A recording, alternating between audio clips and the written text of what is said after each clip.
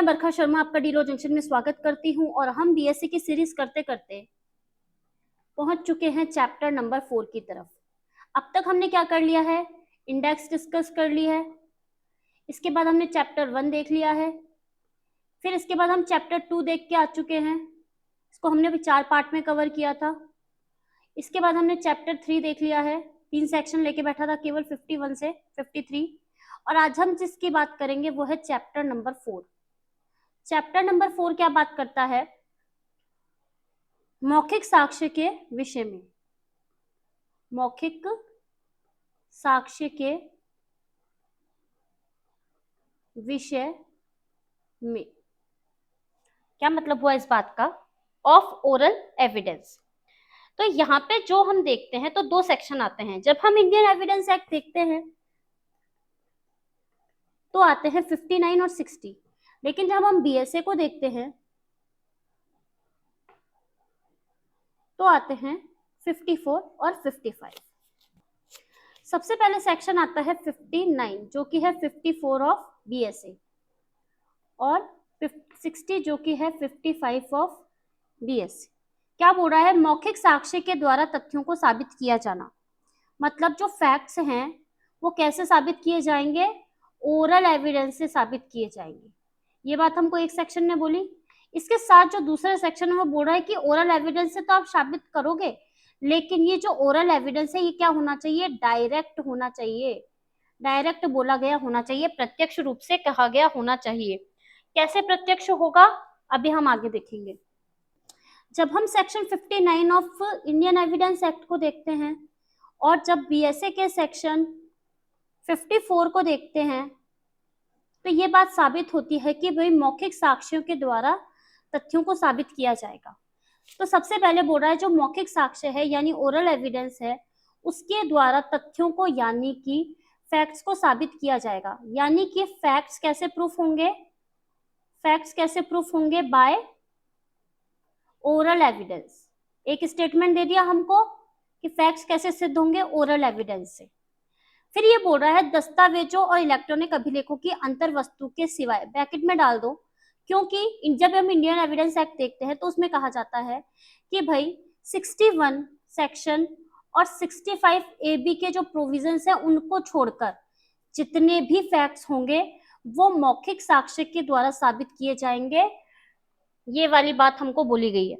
लेकिन जब हम बीएसए को देखते हैं तो उसमें साफ कह रखा है कि दस्तावेजों के अंतर वस्तु के सिवाय, उसने इलेक्ट्रॉनिक अभिलेखों को हटा दिया और कहा दस्तावेजों की अंतर वस्तु के सिवाय।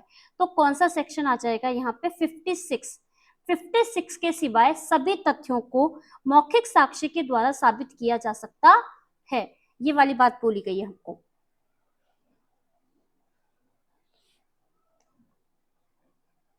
क्योंकि जो दस्तावेज होंगे वो कैसे साबित होंगे, दस्तावेजों के माध्यम से साबित होंगे, ओरल से नहीं, डॉक्यूमेंट से साबित होंगे। आई बात समझ में। अब देखिए section 60 of Indian evidence act क्या कहता है और बीएसए का सेक्शन नंबर 55 क्या कहता है। ऐसे बोल रहा है कि जो मौखिक साक्ष्य है वो होना चाहिए प्रत्यक्ष, यानी कि जो ओरल एविडेंस है वो डायरेक्ट होना चाहिए। अब क्या होता है डायरेक्ट, अभी हम देखें। तो कहा गया है मौखिक साक्ष्य प्रत्यक्ष होना चाहिए,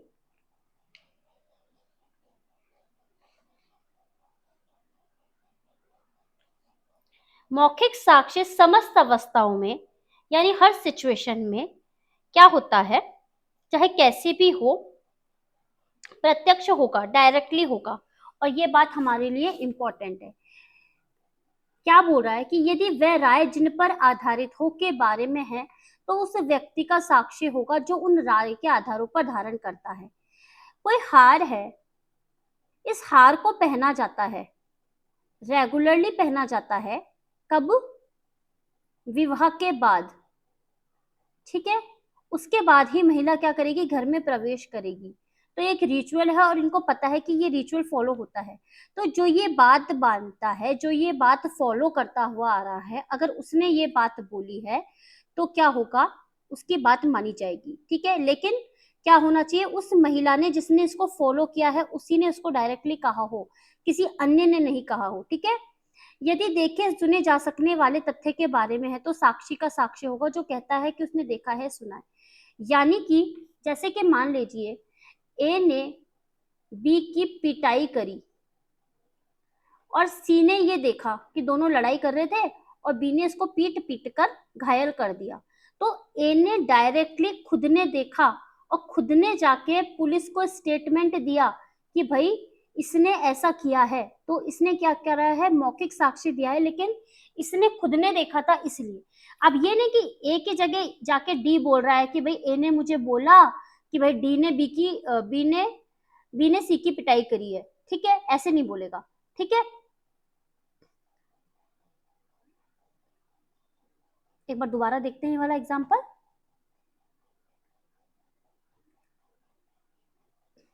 भाई ए ने क्या किया, बी को पीट पीट कर घायल कर दिया। अब सी ने ही देखा जाके कि भाई जो ए है ये इसको पीट रहा है, ठीक है।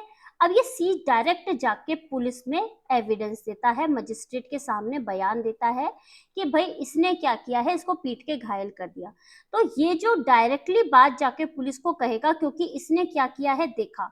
तो यहाँ पे अनुश्रुत साक्ष्य यानी कि हियर से एविडेंस एक्सेप्ट नहीं होगा। हियर से एविडेंस मतलब कि अगर सी ने देखा होता और जाके डी को बोलता, फिर डी जाके बयान देता पुलिस या मजिस्ट्रेट को कि भाई सी ने देखा है, तो उसको एक्सेप्ट नहीं करेंगे, क्योंकि ये जो सी ने, अगर ये सी जाके कहता तो ये डायरेक्ट एविडेंस होता, ठीक है।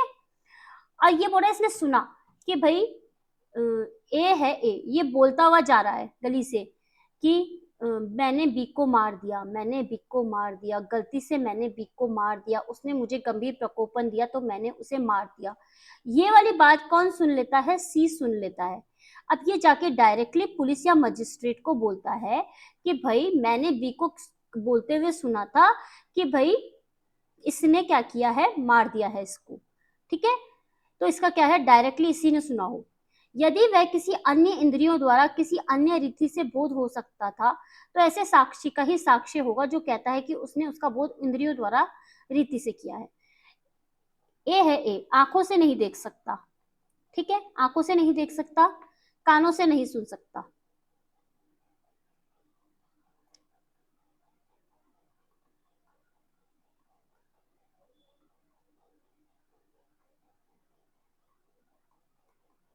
लेकिन क्या हुआ, ये अपने कमरे में से बाहर निकलता है, देखता है इसकी जो वाइफ है वो जमीन पर मृत पड़ी हुई है, ये जमीन पर मृत पड़ी है और इसके ऊपर चाकू घोपा हुआ है, चाकू घोपा हुआ है इसके ऊपर। तो ये कमरे में से निकलता है और इसकी लाश से ही टकरा के नीचे गिर जाता है, गिर जाता है तो जो उसके हाथ है इसकी बॉडी पर जाता है, तो ये फील करता है कि भाई उसके कुछ खून जैसे है, कुछ गीला गीला सा फील होता है इसको। तो इसने क्या किया है, इंद्रियों के द्वारा उसको बोधगम्य किया है, टच करके फील किया है ना, सेंस ऑर्गन हमने पढ़े थे, आईज, नोज, टंग, स्किन पढ़े थे ना, ईयर, ये सब पढ़ के आए थे हम। तो इसने क्या है, इंद्रियों से उसको बोधगम्य किया है, लेकिन इसने खुद ने ही इंद्रियों से बोधगम्य किया हो उसको, किसी अन्य ने नहीं फील करके इसको बताया हो, ठीक है। अब यहाँ पे ना परंतु दे रखे हैं दो, परंतु क्या दे रखे हैं कि भाई परंतु विशेषज्ञों की राय जो सामान्य विक्रय के लिए प्रतिस्थापित की जाती है। इसका मतलब कोई विशेषज्ञों की राय है जो किसी पुस्तक में लिखी हुई है और वो जो पुस्तक है वो विक्रय के लिए रखी जाती है। लेकिन क्या होता है, आप विशेषज्ञ को नहीं बुला सकते तो दस्तावेज पेश करके भी साबित कर सकते हैं।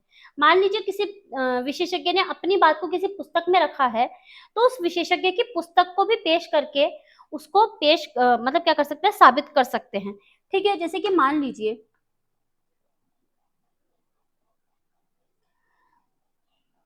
डीएनए की रिपोर्ट है, ठीक है, डीएनए रिपोर्ट मंगाई, एक व्यक्ति की डीएनए रिपोर्ट इस डॉक्टर ने मंगाई, बनाई मतलब डॉक्टर ने बनाई रिपोर्ट, डीएनए रिपोर्ट बनाई इसने, लेकिन इसको क्या हुआ, किसी कारण से अमेरिका जाना पड़ गया, ठीक है, कोई रिसर्च वगैरह चल रही थी वहां पे, अमेरिका चल गया।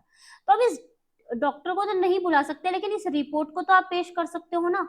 और फिर आप कैसे भी, जैसे आजकल तो इलेक्ट्रॉनिक माध्यम साधन वगैरह हो गए, मीडियम वगैरह हो गए, उनके द्वारा इनको बुला के साबित कर सकते हो।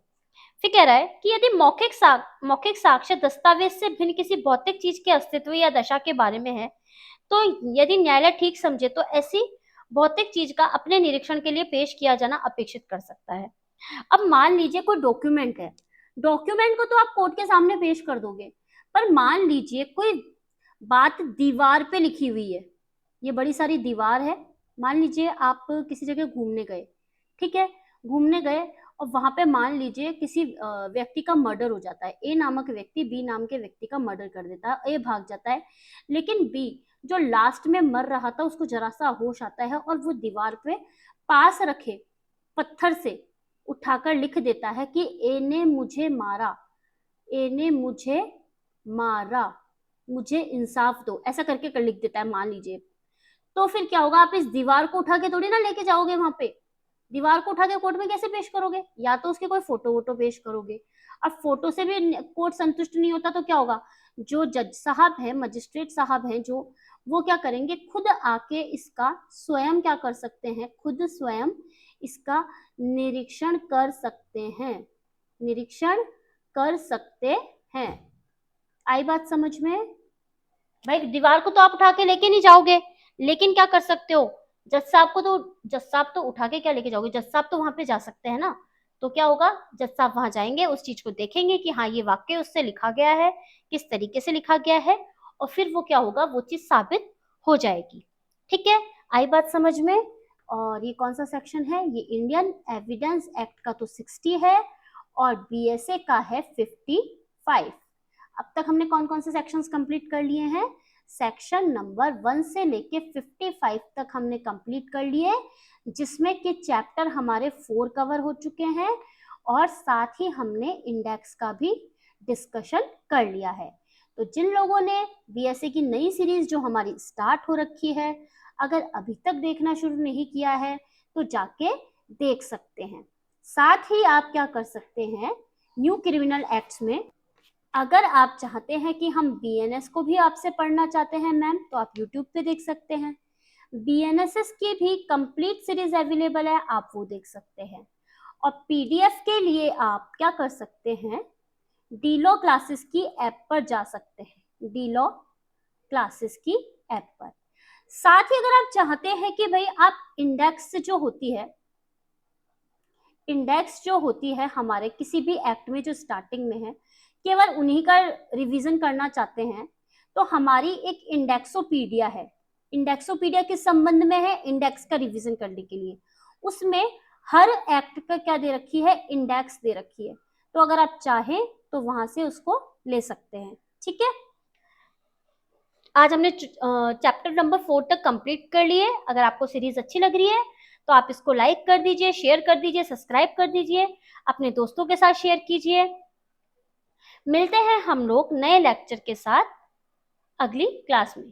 Thank you so much.